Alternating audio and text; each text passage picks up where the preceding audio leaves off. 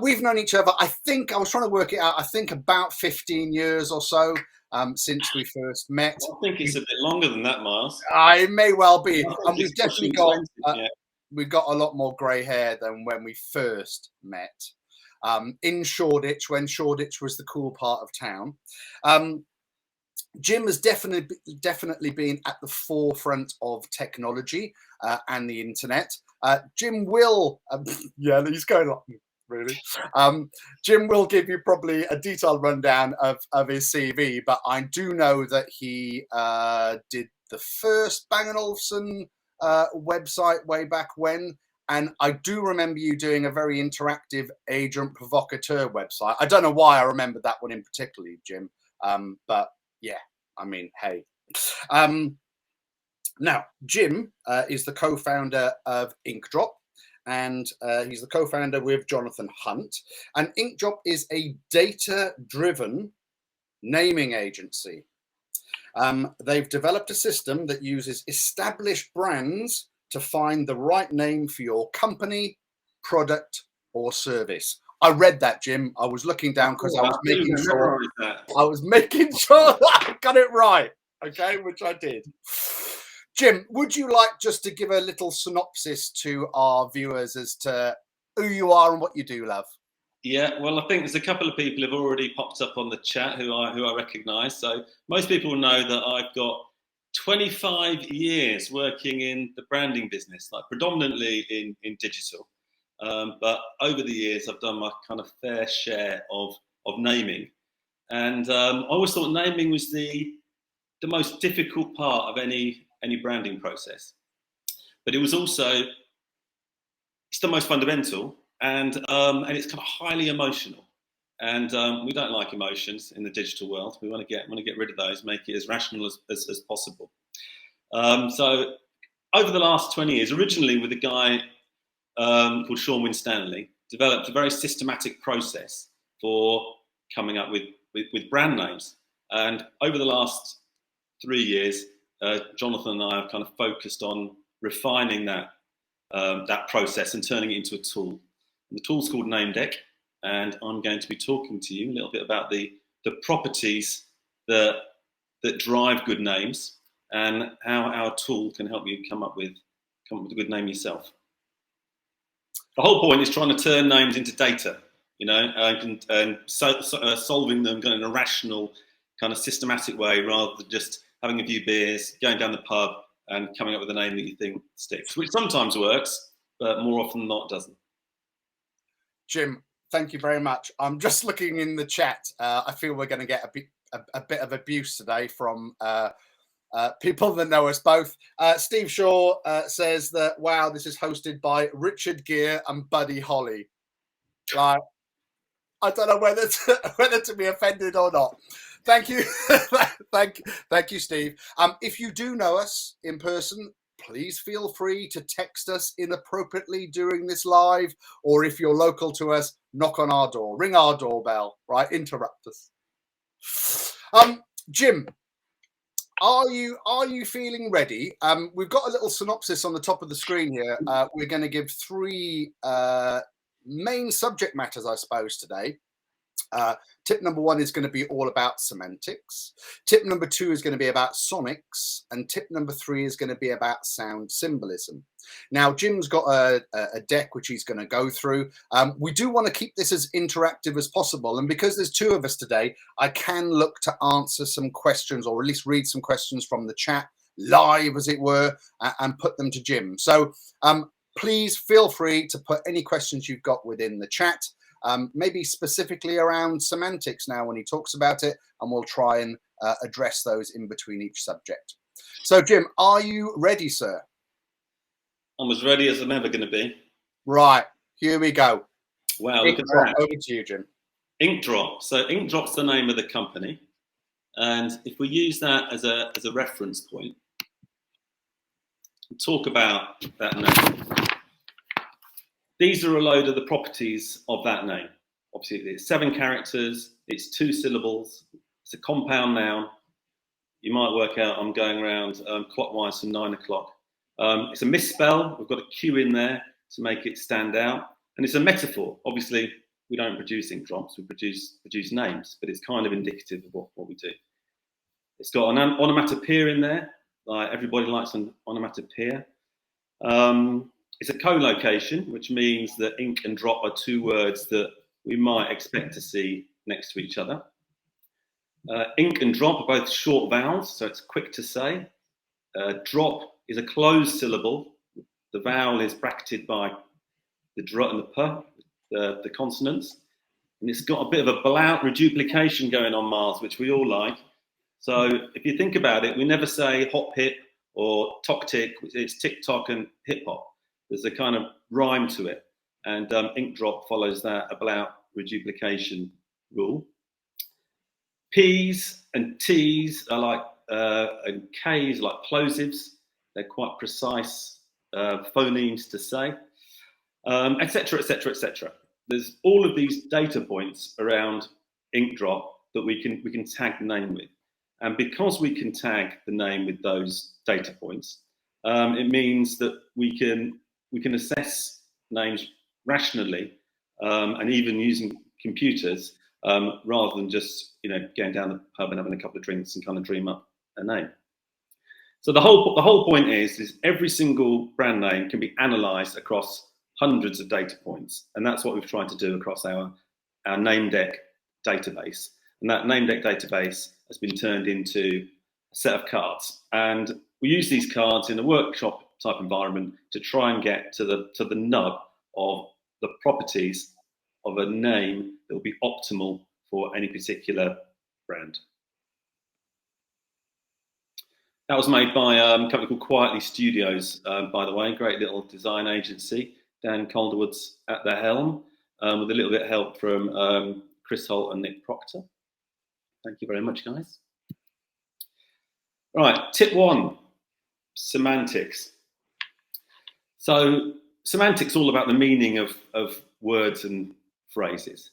And when we're coming up with a company name, we want to come up with a name that carries as much meaning as possible about the product or service.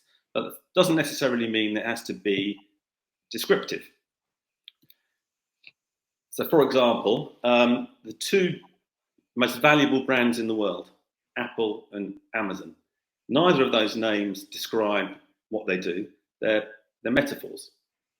And interestingly, they've got a lot in common. They both begin with A. The sharper amongst you might have noticed that. And you obviously know my viewers, Jim.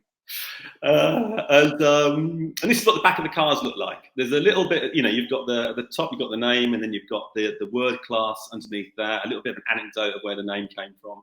And the symbols in the bottom left indicate the syllable breakdown. So Apple is 2 syllables.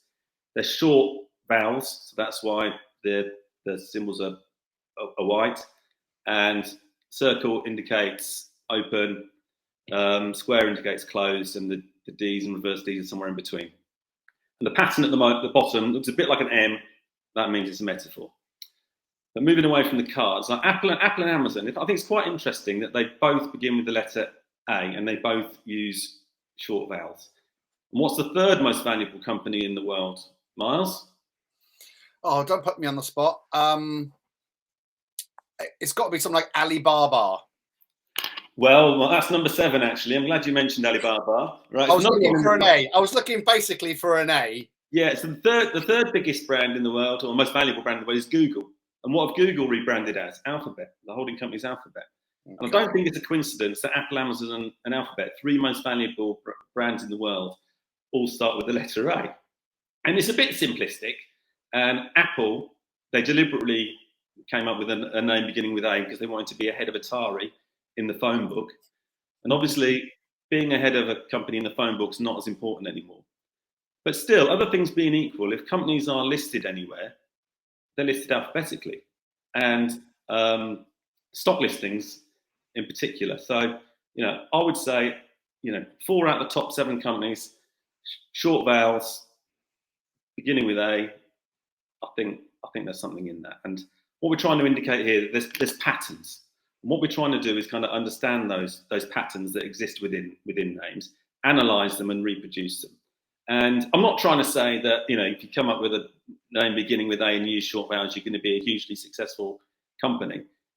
But it's a marginal gain. It's like British cycling. It's a marginal gain. If you do all these kind of 1%, 0.1% gains, you're going to put yourself in a stronger position.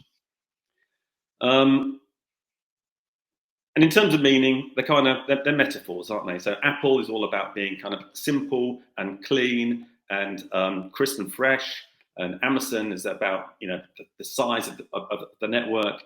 These are metaphors for what they're trying to do. And what they haven't done, like a lot of brands do, is narrow their focus unnecessarily. So if we look at a couple of companies beginning with B and C, Burger King and Carphone Warehouse. So Burger King are going to struggle to sell anything more than burgers, and you know, who knows what's going on in Carphone Warehouse's mind. You know, I quite admire them really for having the audacity to stick with the name. But you know, as you can see, they kind of narrowed their opportunities down, and they're not particularly imaginative names. Yeah, Carphone Warehouse, like two compounds there. Carphone Warehouse. Got a bit of Latin and Greek roots, you know, in the mix. Who knows what's going on? So moving away, so they're descriptive, you know, and I think the advantage of a descriptive name is if you've got if you've maybe got a smaller marketing budget, your marketing doesn't have to work quite as hard. Like Apple and Amazon in the early days would have had to spend quite a lot of money explaining what they did, whereas Burger King, you know, immediately you're going to know what they're all about. And whilst, you know, I prefer metaphoric names as a rule, there are some very decent descriptive names out there, like Netflix, for example, like Timex, Land Rover. You know, these are all perfectly good kind of descriptive names. Now we're on to, I think I missed a slide there. Now we're on to synthetic names or neologisms, names that have been made up. So Diageo. What does that mean, Miles? Any guesses what Diageo means? Or did I tell you last week when we were doing No, you didn't. But I think they're a booze brand, aren't they? They've got a number of sub brands in the Diageo. Yeah, they're a booze brand, and the dia is from the Latin dies, which means day, and the geo is from the Greek, which means world. And what they're trying to suggest is that every day, everywhere in the world, they want people to be drinking their drinks. Okay. Rolex is from horological excellence, and the guy who set it up, Hans, forget his surname, apparently he was going down on a double-decker bus, going down Cheapside, and a genie whispered in his ear, Rolex. That's how he came up with the name. And obviously, the great thing about these names, they're massively flexible. You can do what you want if you're called Diageo or Rolex. Mm-hmm. They don't really carry that much meaning immediately. But actually, if you dig a little bit deeper, there is a bit of meaning behind them. And if you have got a marketing budget and you do want to spread those stories, they're quite nice little stories behind the name. Diageo, interesting and a beautiful name to say, right? Diageo. And you can see by the little symbols in the bottom left, they've got these open vowels.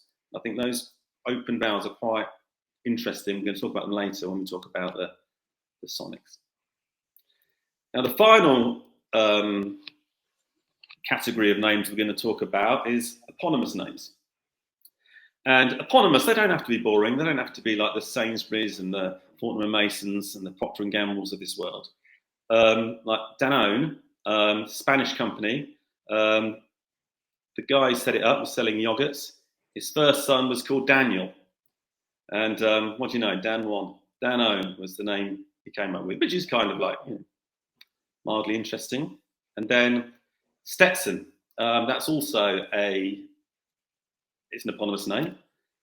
John Stetson, when he was headed to Colorado in 1865 to pan for gold, he decided that there wasn't much gold around and there was a bigger market in wide-brimmed hats to keep the sun off. So he started marketing those hats as Stetsons. And I think the interesting thing about Stetson, a couple of short vowels there as well, but you've got the repeat sounds. You've got the repeat of the S in there and the repeat of the T. And you've also got a bit of sound symbolism going on. The words that begin with ST are often indicate strength. So you've got strong, stable, stamina, status, static, stationary. They're all these kind of very solid names.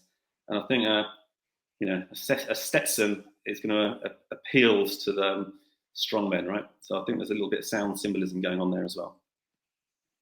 And that concludes the first chat about semantics, Miles. So I don't know if you want to well, Jim, stop there and have a little bit of chat about the first chunk I've been talking about.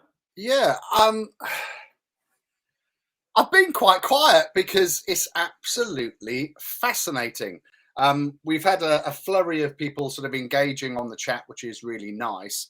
But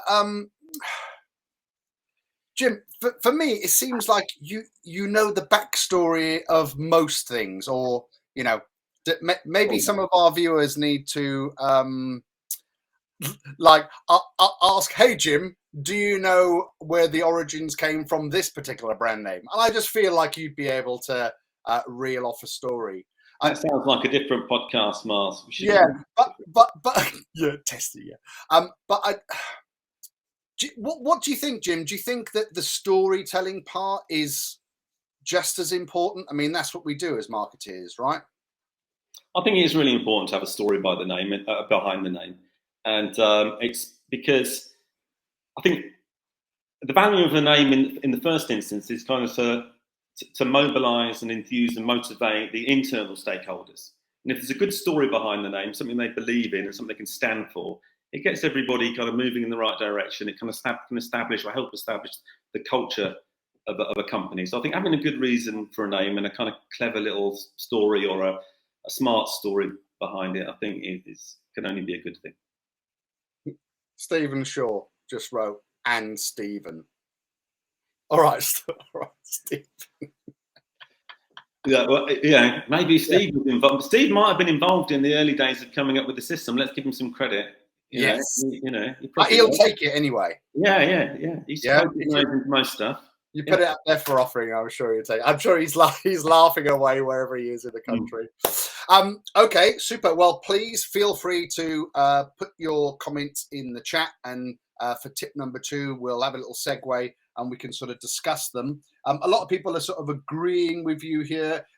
We've got Karen on, we've got James on, we've got Mark, Charlotte. Charlotte said, Jim is incredibly talented and a great leader, Jim. No, I'm not sure if she's got you like mixed up with somebody else.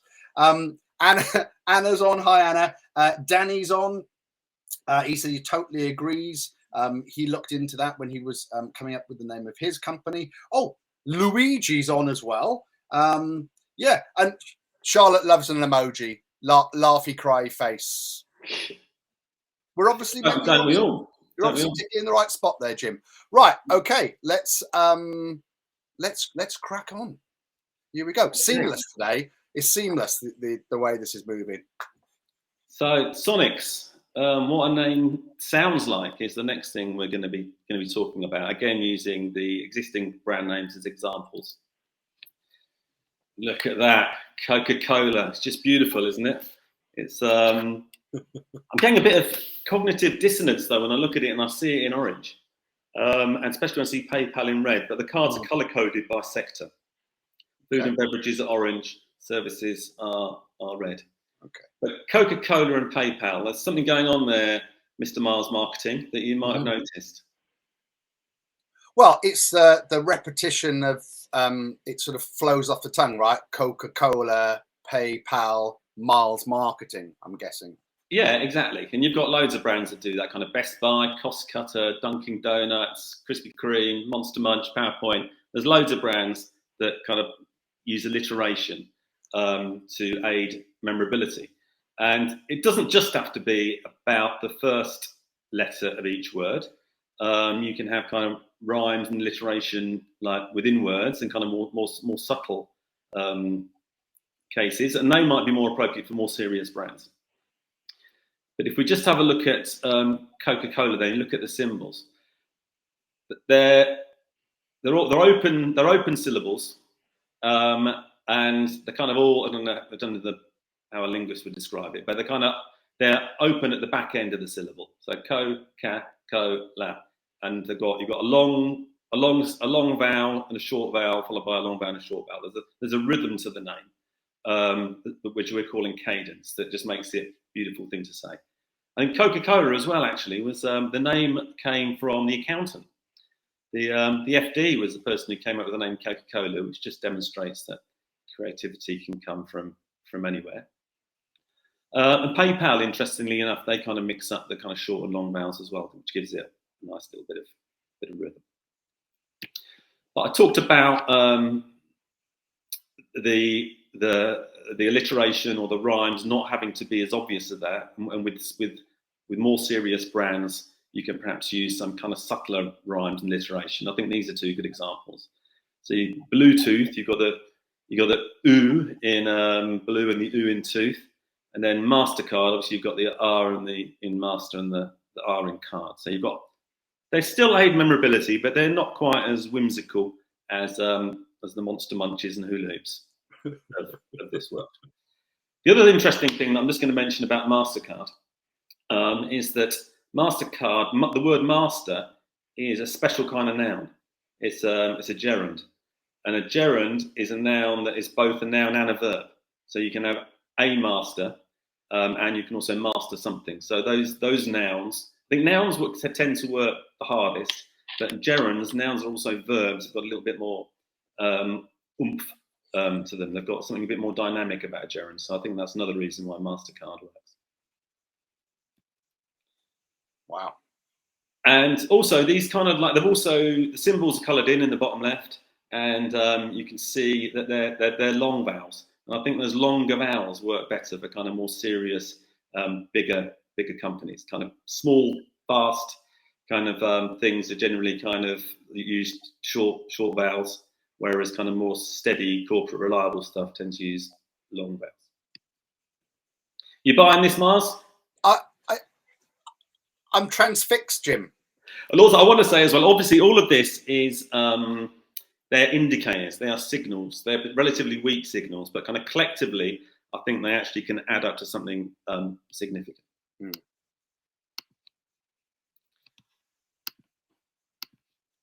We got a technical. No, we're all right. Now, talked about cadence earlier. Talked about Coca-Cola, kind of like, being a wonderful word to say. I think these two words, like caterpillar and luxottica, also, beautiful words to say. And if you look at them, they've got the very similar breakdown. They've got closed syllable, open syllable, closed, open. They're almost phonetically identical. And I think we can learn from that, and we can structure, names in a similar way to create, names that have got nice kind of cadence. They're a bit longer. Because they're a bit longer, they might be easier to trademark, for example, or get the URLs for, but they still kind of flow quite nicely. Now we're moving on to euphony and cacophony. So euphony, how nice is a word to say? Sephora, how nice is that to say? It's a beautiful word, and it's for a beauty brand. Whereas Tetra Pak is cacophonous, and it's quite a precise name, and it's quite, Tetra Pak's the kind of engineered packaging that are kind of very, very, very square and highly engineered. So I think a cacophonous name for a highly engineered product is good, and a euphonious name for a beauty product is equally good. So we've got other examples of euphony. Might be like, a lot of them are Japanese names, tend to be quite euphonous. So you've got like Shimano and Shiseido and Subaru, but equally like Vodafone and Vimeo, and some of these names just beautiful things to say. Tetra Pak, cacophonous indicates kind of precision, and that might be good for engineering. Equally, might be for a design agency or somewhere where anything that requires a degree of kind of accuracy. And I think we're moving on to the next tip now, Mark. So I don't know if you want to have a quick break. Yeah, for sure. Right, so that was talking about Sonics. We do have a question that's come in from the key agitator, Stephen Shaw. He wants to know, Jim, and maybe you need a little time to think about your answer to this, but he wants to know your thoughts on Accentura's interactive renaming to Accenture Song? Well, so Accenture is obviously that's the old name for Anderson Consulting. Mm-hmm. So they went from kind of an eponymous name to a neologism, and Accenture is I think it's short for accent on the future. But again, I don't think anyone's going to know that at first glance. But Accenture Interactive, I mean, that's a bit of a mouthful, isn't it? That's 6 syllables. So, you know, as a rule, 4 syllables is kind of the maximum that I would advise anybody go for a name. When, you know, Accenture Song obviously reduces the number of syllables to 4, so that's a good thing. And I think it's quite, the song's quite nice, isn't it? It's kind of nice, a bit of a soft ending. I think Accenture Song, kind of like, you know, it's nicer to say, and it's a bit more intriguing, isn't it? And it kind of thing, and I think there is a big connection between music and science, and I think obviously one's an art, by definition, one's a science, but I think it makes them a little bit softer. It kind of softens the Accenture. You've got the C's and the T's, which are cacophonous, and the song is, you know, obviously much softer. So I think, yeah, it softens an otherwise unwieldy name. So I think it's a good thing. There we go. Answered.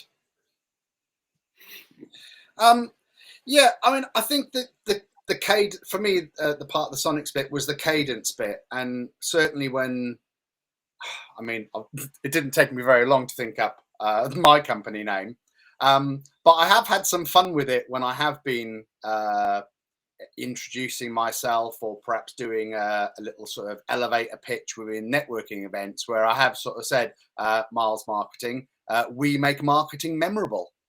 You know, trying to pull on the cadence of the M's. Yeah, and we're going to be talking about M's later, but you must remember that, was it a 1980s advertising jingle? Mattison's. I don't know if you ate a lot of meat paste in your house, Miles. Do you know what? Yeah, we did. We did eat quite a lot of. I think we called it pate, but it was. I don't think pate was invented. I don't think there was any meat in it. I don't think pate was invented in the 90s, Miles. Yeah, we definitely had it with cucumber, if I remember right. Obviously, I'm going to talk about it later. You know, kind of like, you know. Okay. Well, but like, yeah, it's like, you know, why wouldn't you have a food brand that, or a yummy brand that start with an M?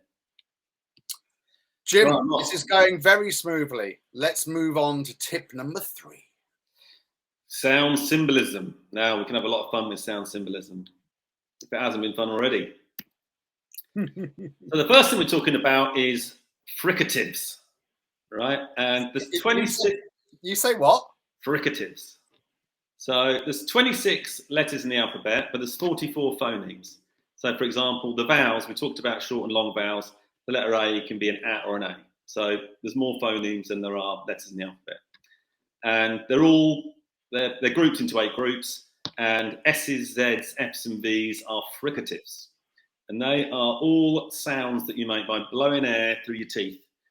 So speedo and zip car, and can't think of something suitable beginning with F, Friday, and velocity. These are all words that kind of begin with a fricative and indicate kind of speed and excitement. So by calling this webinar Semantic Sonics and Sound Symbolism, I was subconsciously trying to get people to think this is going to be a fast, exciting session, and hopefully we've achieved. It's lived up to it, Jim. Yeah, sure. It's not even over yet.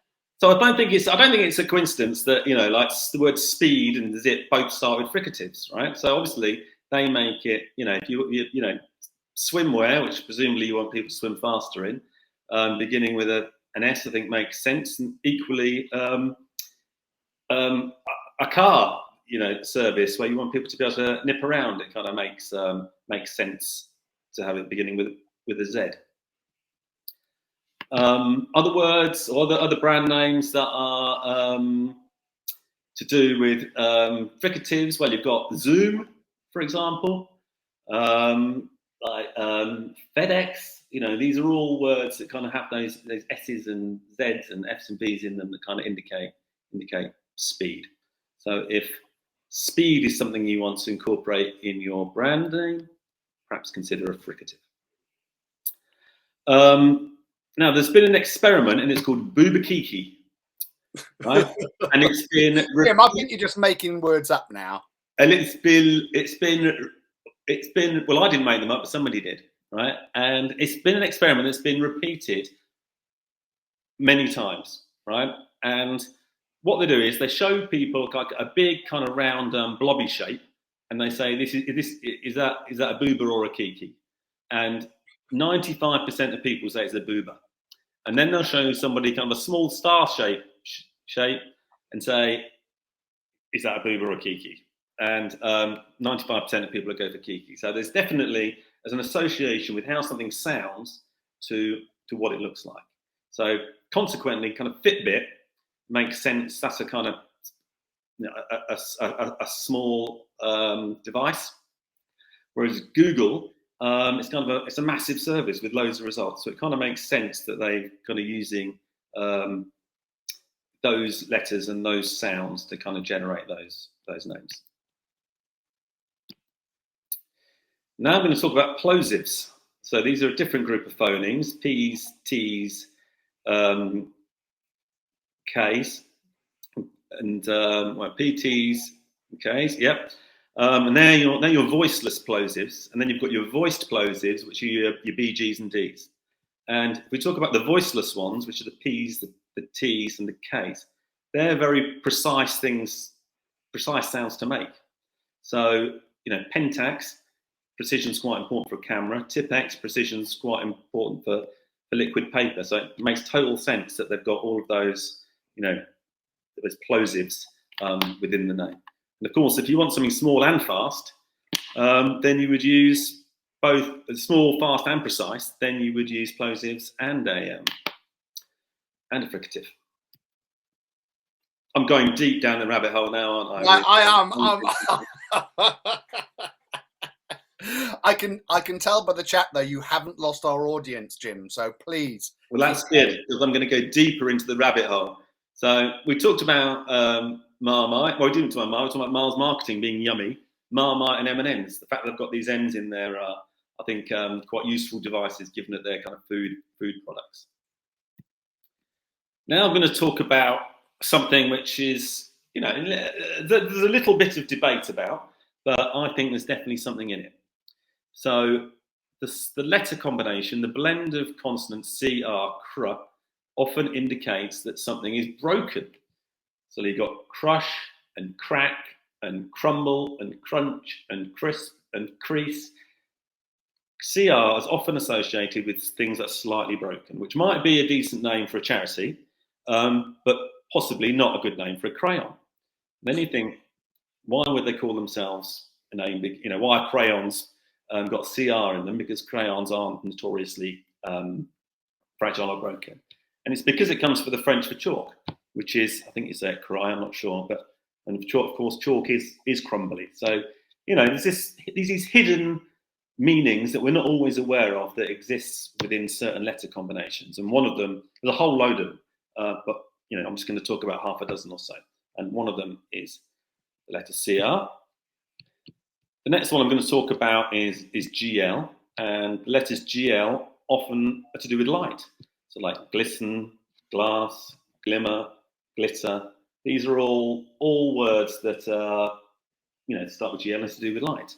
So therefore, I think it's quite a good name for the magazine Glamour, where it's trying to shine a light on beauty products.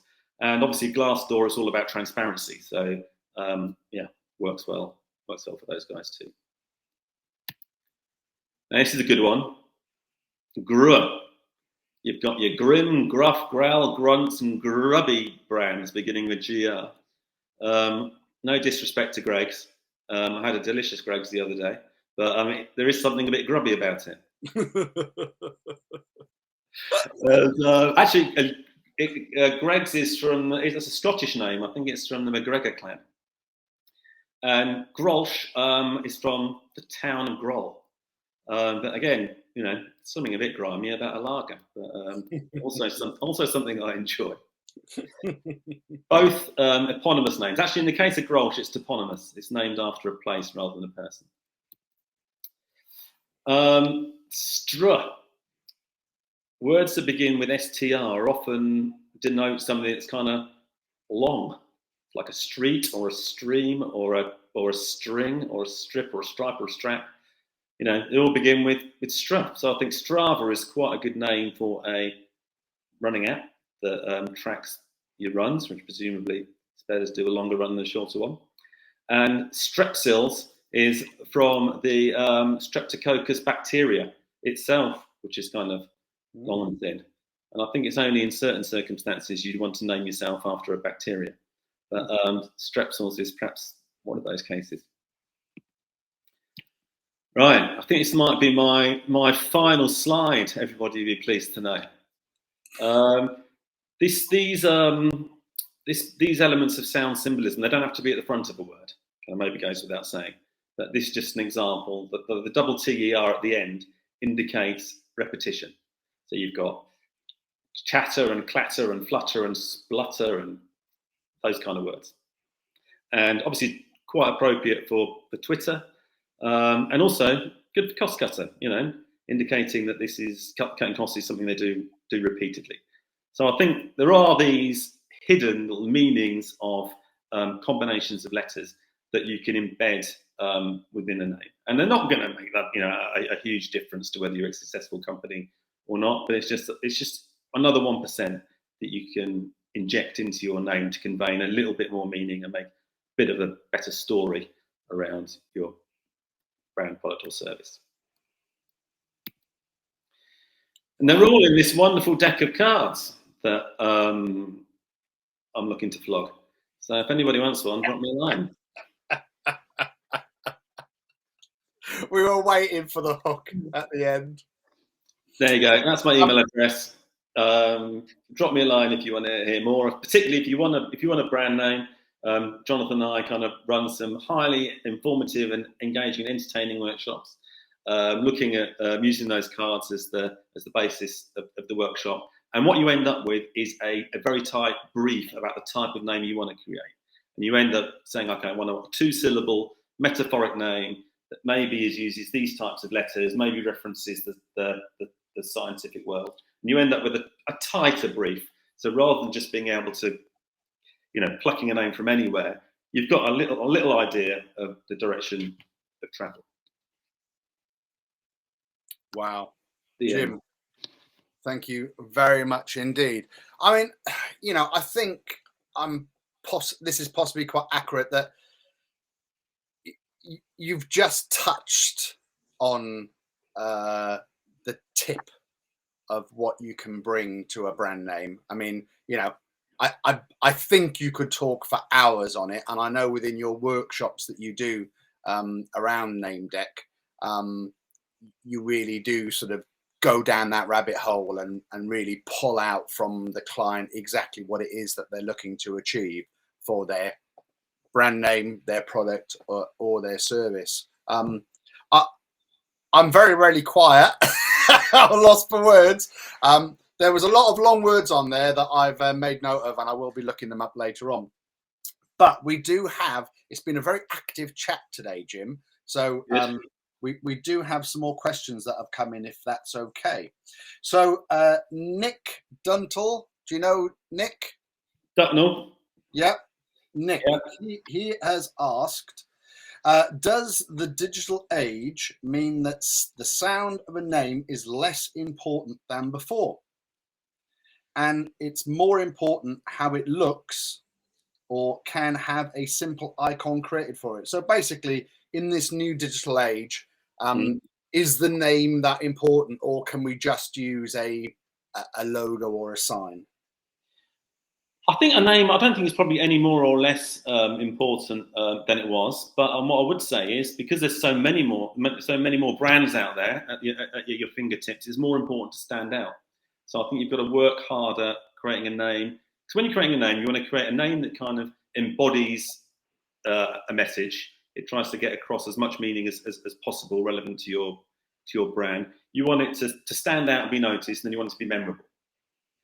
And I think standing out and being noticed in a crowded space is kind of really, really important.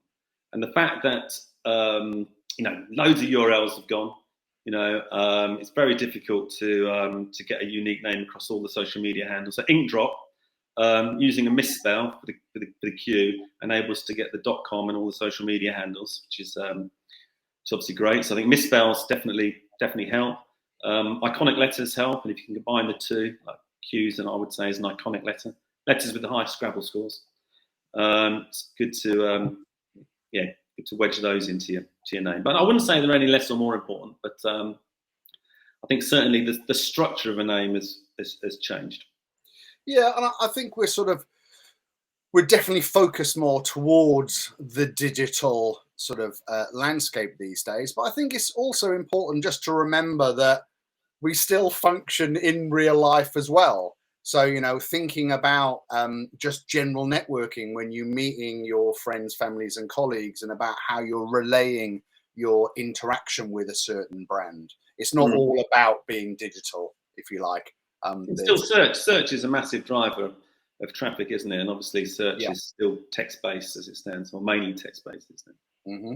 But that sort of word of mouth searching, if you like, those recommendations are still just as sort of important. Nick Nick said, when did a flan become a quiche? I'm not sure they're the same thing. I'm not an expert on flans, but obviously they've gone from a plosive. A quiche is quite precise, right? Which I don't think is. I think a flan's a better name, because a flan kind of is something a little bit like insubstantial and like ephemeral about a flan. Whereas a quiche, I would say a firm slice of flan could be called a slice of quiche, but one that's been heated in the microwave is kind of disintegrated a bit. Well, going back to my youth, Jim, on Tiswas we had the Phantom Flan Flinger, and I'm not sure that the Phantom Quiche Flinger would have had the same kind of ring. No. Just putting that out there. Yeah. Okay. What else have we got here? That's more of a statement than a question. God, there's so many people on here today. People are saying this has been fascinating. Thank you for sharing. Nick said, great answer, gents. How much do you have to pay for this lovely deck of cards? Well, it depends if you want me in person. Obviously, if you want me in person with the cards, me and the cards, Answers on a postcard, perhaps, Jim. Yeah, but I'd like to know how much people think they should pay for those cards, because I see them as kind of a similar kind of tool to Pantone reference books, which are about 600 quid for a box set. And I think they've got a similar kind of value. So I would, I'm thinking 600 quid for a box set, but just wondering how much people might think they're worth. So people let me know how much they're worth. Why don't you email Jim and tell him how much you think they'd be worth? Based on today, I think they're probably priceless, Jim. Especially to like a branding agency that's looking to sort of delve a little bit deeper into the branding of their clients' products or services. I think we're sort of getting there now. We've got another one more from Steve. He's talking about fricatives, and he wants to know if eco is a fricative. No, no, don't be so. It's a plosive. It's an unvoiced plosive. There, you see your co. Okay, sorry, I'm just flicking through the. Stephen Shaw. There's quite a lot of there's something. There's some fricatives going on there, and I would say it's quite euphonous. Stephen Shaw. Euphonous. And interestingly, Tolkien, when he created the Elfin languages and the Orc language, the Elfin language uses a lot of euphonious words, and the Orc language uses a lot of cacophonous words. So it's good enough for Tolkien. It's good enough for me. It's good enough for Boulton. Any other little, before we sort of wrap up, Jim, any other nice little stories around, what's your favourite brand name story? I don't know if it's my favourite, but it was quite funny. I don't know. I don't know if you know there's a podcast that Hannah Fry does. What's it called? Curios or something like that. Anyway, they were talking about how Bluetooth technology worked, and they talked about where the origins of the name Bluetooth came from. And one of the presenters said, it's named for Danish king, and I think whoever came up with the technology, just like Danish folklore. Right? And I felt forced to write a letter. Strongly worded. Yeah, strongly worded, saying that isn't the case at all. Harold Bluetooth united the warring Danish tribes in the same way that Bluetooth unites wireless communication protocols. And it got read out on air, and they were absolutely wetting themselves and claimed that I was just too geeky, even for a Radio 4 science podcast. Wow, that's saying something. Yeah. I would say today has been possibly the geekiest webinar. It's definitely the geekiest webinar I've had today. I think it's possibly going to be hard to beat, Jim. It's possibly going to be very hard. Come back and do this. Is just the entry level stuff, Mars. Well, maybe we need to do like a follow up. Do a follow up where we sort of perhaps we send everybody a cold towel to put around their neck before they listen into it.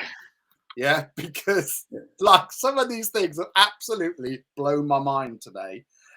Luigi saying it's great stuff. He's amazed how Jim, how you've broken this down. I'm